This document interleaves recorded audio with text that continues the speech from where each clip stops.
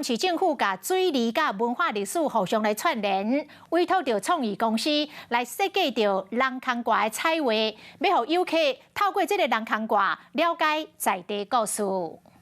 来到府城的巷内底散步，透过水沟挂，卖当了解在地故事和文化历史。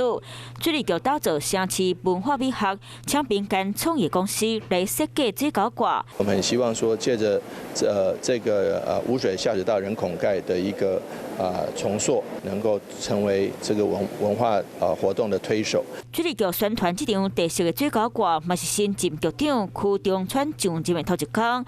伊强调，即马台南污水接管率有27.3%，会继续摒洗将污水厂配合再生水开发，将水资源搁生活化。再生水目前的供水量是将近4.7万吨。即马特色水沟挂计划为1809年开始决单，已经有9种无同的造型，互民众看到这彩绘画甲这尔水，拢感觉有够趣味。